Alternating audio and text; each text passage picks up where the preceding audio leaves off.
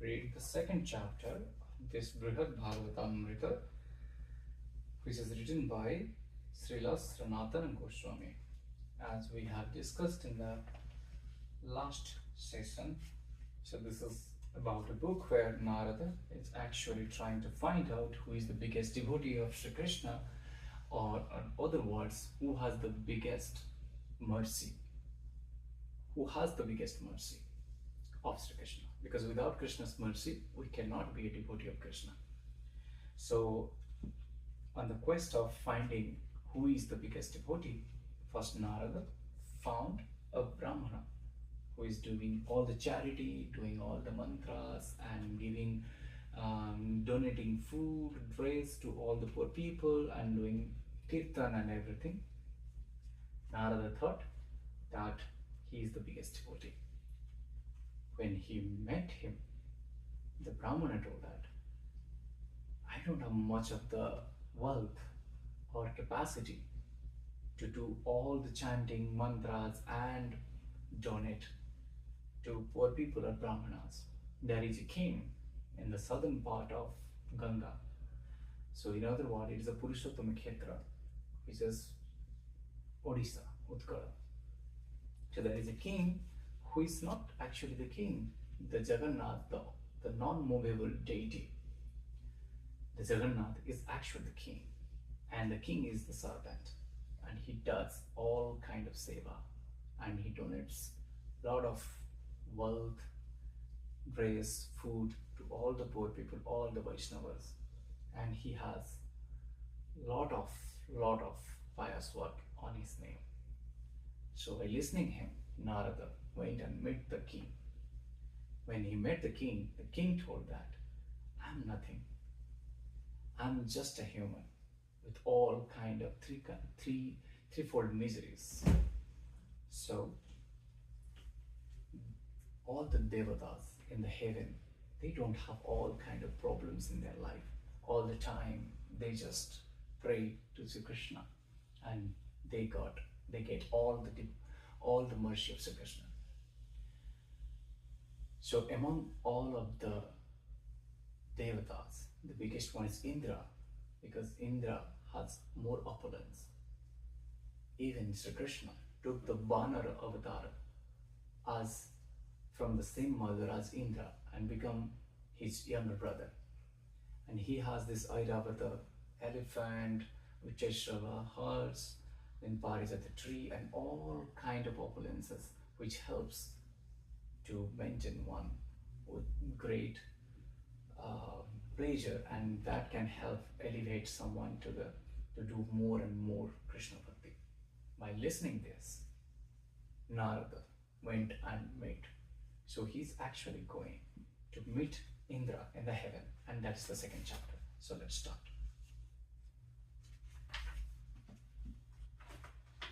Sri Parikshita said, so I just want to mention, so this is the story told by Parikshita to his mother. Sri Parikshita said, after praising the great king, Narada made his way to heaven. There in the assembly hall, he saw Lord Vishnu in all his brilliance, surrounded by a host of demigods. He was decorated with sandalwood pulp, divine ornaments and garments, and a garland made of varied flower from desired trees. Sitting comfortably on the back of Garuda, he was worshipped with celestial offerings. Brihaspati and other exalted sages praised his glories, and Mother Aditi pampered him. He, in turn, delighted each of them with his affectionate comments. Siddhas, Vidyadharas, Gandharvas, and Apsaras recited prayers. They cried, all glories to you, and sang, danced, and played music, all for his pleasure. In words that all could hear, the Lord assured Indra that he need not to be afraid of Daityas. Kriti Devi offered the Lord betel nut, which he gracefully accepted and chewed. Continuously chanting the Lord's glories, Indra described with great joy the ways the Lord had helped him in the past. Indra shone forth in his own opulence as he sat on his own throne next to the Lord, shedding from his 1,000 eyes a downpour of tears. Lord Vishnu then proceeded to his own residence. Indra followed him for some distance and then returned to the assembly hall where Narada greeted him and began to speak. Sri Narada said, "You have surely received the Supreme Lord's mercy, because demigods like Surya, Chandra and Yama, what to speak of all the rulers of the planet, all obey your orders. Sages like me are your subjects, and the Vedas praises you as the Lord of the universe, for you bestow the fruits of religion and irreligion. How wonderful that Lord Narayana hath become your younger brother, born of the same womb. Honoring the ways of civilized life, he always treats you with respect." Sri Parikshita said, "The sage among the demigods thus profusely declared the extreme good fortune of Indra. As he chanted Indra's glories, he played his veena and danced." Indra then welcomed Narada and in a soft voice humbly said, "My dear Narada, expert in the art of Gandharvas, why are you making fun of me? Are you unfamiliar with what ruling heaven means? Don't you know how many times we demigods have had to flee even in fear of the Daityas? One of them, Bali, once even took over as Indra. He appointed demons to all the posts like sun god and moon god and took for himself my share of sacrifice. Our father and mother then performed many severe austerities by which they satisfied the Supreme Lord Achyuta. The Lord responded by appearing as my brother in mere partial expansion of himself. And even then, instead of killing those enemies, he only embraced me. He only embarrassed me, returning my kingdom after taking it from Bali with a deceptive request for charity. We residents of heaven are tainted with faults like rivalry and jealousy. For such acts as killing Brahmanas, we get entangled in the reaction of sin, and we live in constant fear of losing our posts. So what happiness do we truly enjoy? You must also know that my brother, Lord Upendra, intentionally disregarded me by taking from heaven the Sudharma hall and the Parijata flower and bringing them to the earth.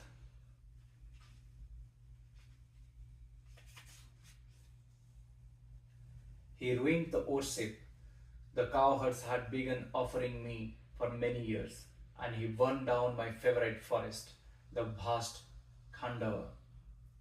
When the Lord was entreated to kill Brata, who was devouring the 3 worlds, the Lord responded indifferently, merely sending me on his behalf. With no regard for me, he destroyed my capital, Amaravati, and built a new residence above all others for himself. He accepts our worship on the strength of our parents' devotion and at the insistence of my priest.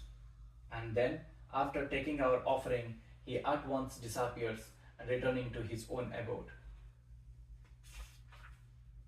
Then he suddenly comes back. I tell him, we are very much obliged to you for accepting our offering of Arghya. But he cunningly replies, whenever I am not here to accept your offerings, you may worship Brahma or Shiva instead. Indeed, both of them are non-different from me.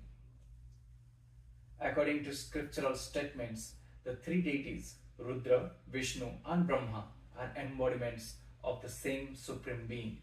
Have you forgotten? We cannot be certain where he lives. His abode is unapproachable, difficult for even sages to attain. Sometimes he is in Vaikuntha, sometimes on Dhruva's planet, and sometimes within the ocean of milk. And now he is in Dwarika, but even about his there is no certainty. Sometimes he goes from there to the house of Pandavas and sometimes to Mathura. In Mathura, furthermore, he is sometimes in the city and sometimes wandering in the Gokula from forest to forest. So it is difficult for us to see him, what to speak of obtaining his mercy. But you should know, O best of son of Brahma, that your own father is the true recipient of the favor of Lord Hari. He is directly the son of Lord Vishnu, the husband of Lakshmi. In one day of Brahma, 14 Indras like me come and go, along with different set of Manus and all the demigods. That one day equals 1,000 cycle of earthly ages. According to the scriptures, Brahma's night is of the same duration. 360 of such days and night make one of his years, and his life lasts 100 years. He is the creator of the planets and the rulers he assigns them. He is the world's chief protector, the dispenser of the fruits of karma, and at the onset of his night, the destroyer of the world. The Mahapurusha, the 1,000-headed form of Lord, is always directly visible on Brahma's planet, personally accepting the countless oblations offered him and thus always giving delight to his devotees.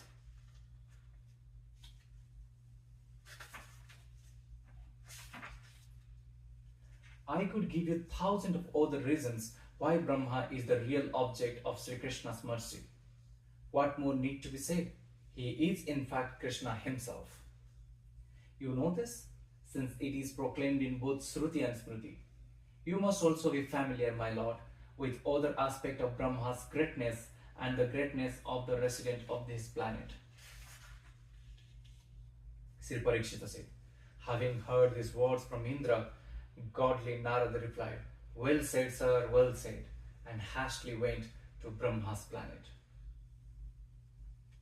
So with this we will stop here. So now Narada is going to meet Brahma, thinking that Brahma is the greatest devotee of Sri Krishna or the Vishnu, or he has the mercy of Krishna. Om Namo